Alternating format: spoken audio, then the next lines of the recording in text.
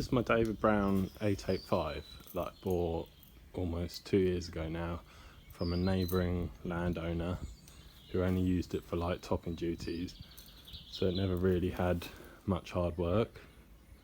And since then I've done numerous things such as change all the oil and filters, and as you can see it's in pretty good original condition.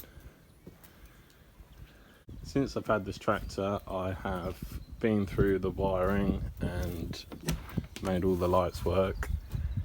There was just a few corroded connectors under some of these switches, and the temperature gauge I think needed a new sensor.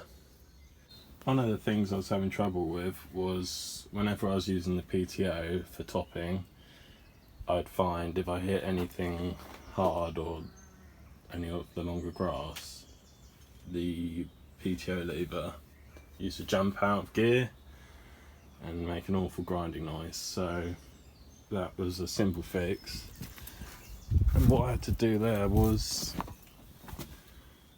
just cut a slit in the lever with a grinder, bend it back into position and dab it with some weld, and now it stays locked down, whereas before it couldn't engage properly.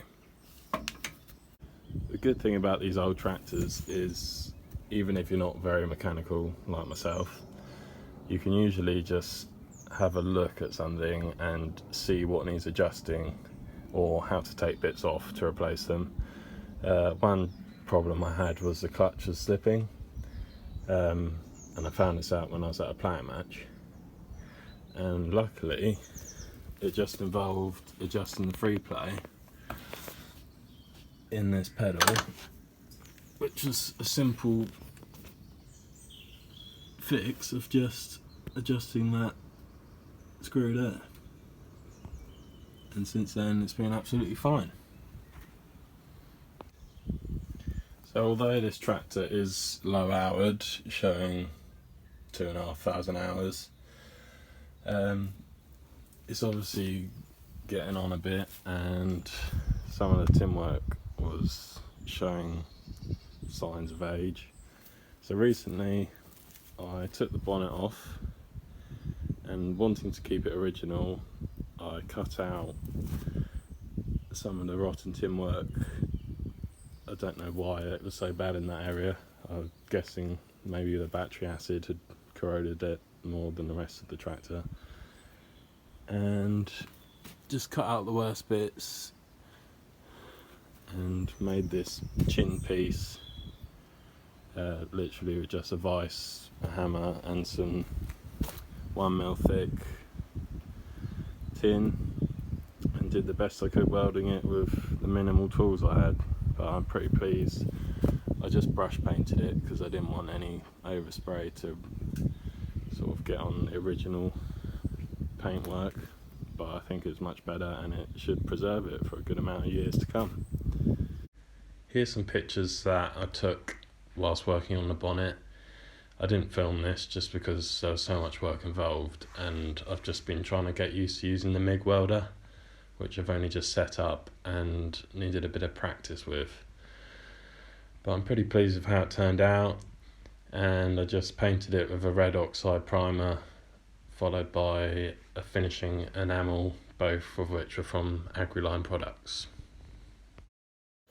Looking at the tractor now, since I've done the restoration on the bonnet, I'm trying to think what's the most obvious thing that needs attention next. So I'm thinking this tin work here has pretty much had it, so that's what I want to try and sort out next, which I believe is going to involve, well, the easiest way is to take the windscreen rubber out and remove the glass, and that should give me access to cut that out and replace it without having to take the whole front section of the cab off.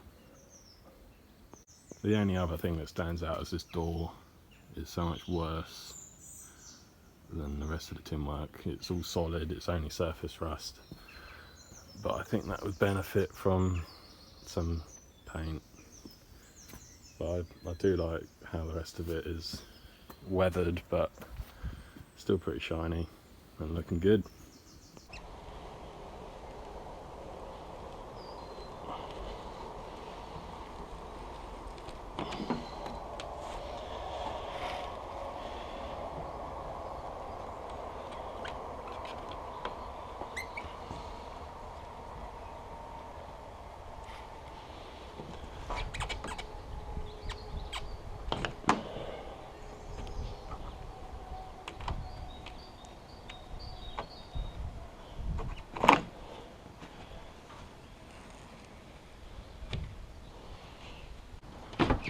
Wondering whether this is a two-man job now, but I'm committed.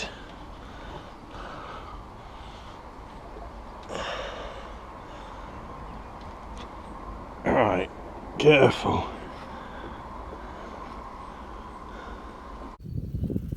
So, got the glass out now, which has revealed how rough that bit is, but should be simple enough.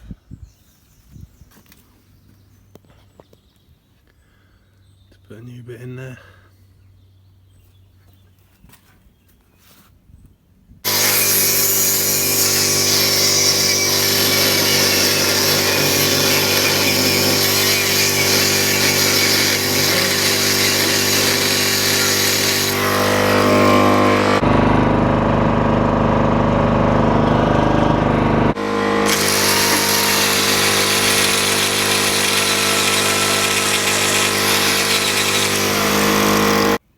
So I'm going to be trying to do a bit more YouTubing.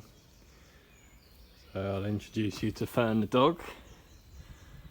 Fernie. She's a little spaniel.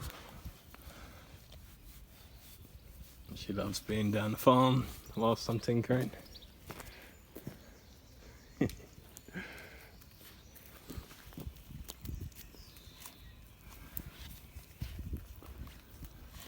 So I've cut that dodgy section out, and now I've got a big sheet of 1mm, but this looks like it's 2mm, so ideally it wants to be the same. So I'll go and find some of that, and then I will probably stencil the shape from the other side and just reverse it, and that will give me the new piece. Just picked up these offcuts from the local fabricator for 20 quid. Which will do for this little job. I don't really want a big sheet of it lying around, so let's get measuring.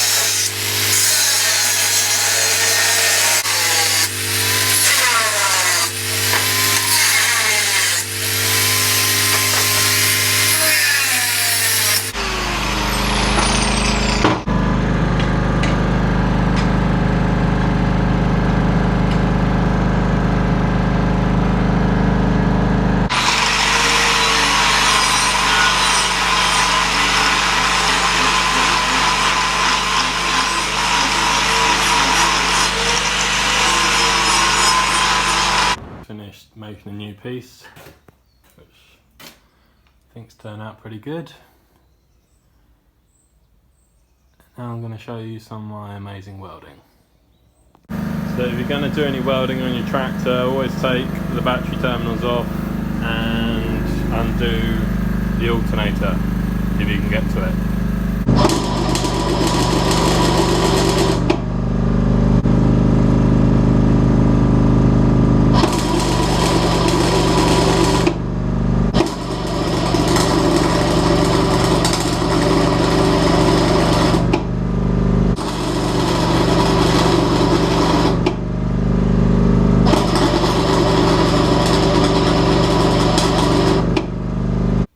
So that's now welded on. Pretty pleased with it. Like I said, I'm not the best at welding, but it's on there and it's better than it was. So next job is to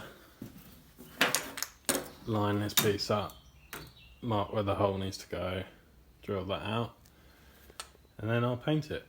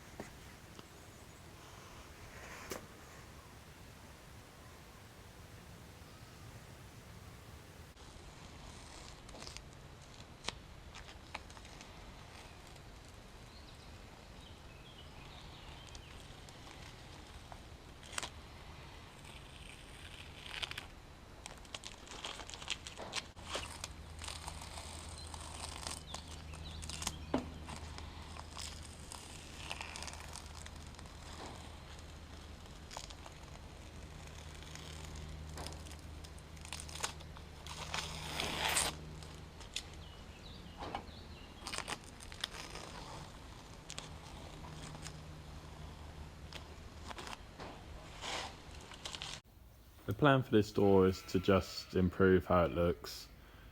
Structurally it's fine, so rather than having to take all the glass out and get new rubber because it's all perished, which will cost another 30 quid, I'm just going to try and wire brush back the worst of it, and then I'll just paint this side.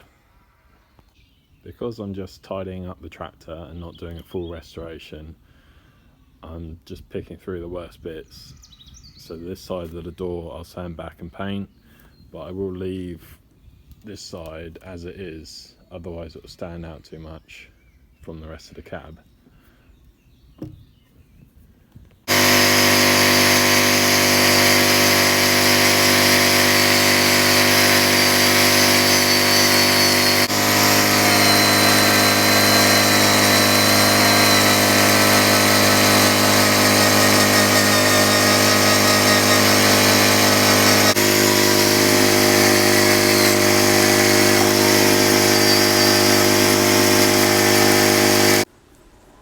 So here I'm just using the red oxide primer, so I'll do one coat of that, and then I'll do 2 coats of orchid white finishing enamel.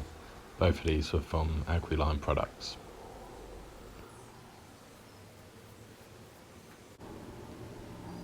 So because I was only painting 1 or 2 items, it wasn't really worth setting the air compressor up and the paint gun.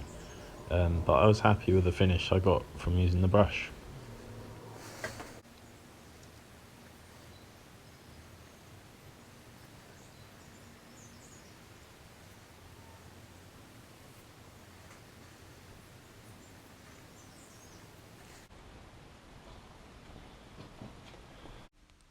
Putting the glass back in was a really fiddly job, and it definitely needed both of us, just because it was quite heavy to hold in place. It took us over an hour to do, so if there's any specific tools to help install this new rubber seal, I'd definitely recommend getting those before attempting to do it. One thing we did, which was quite helpful, was we used some string and tuck that round the rubber seal before starting, and then you pull it out and it just helps to get the rubber where it needs to go. We also found that coating the rubber with a soapy solution just helped it to slide into place.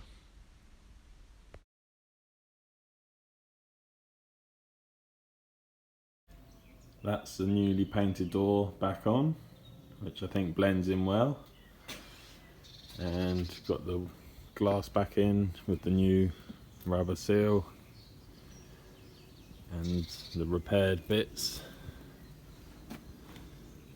So there's now less holes, less rust, so I'm calling that a success. In future videos I want to take this cab panel off and weld some new metal on the bottom there. And I also want to do something with the seat because it seems to be the wrong angle and you're always slipping out of it. So, but I'll wrap the video up there.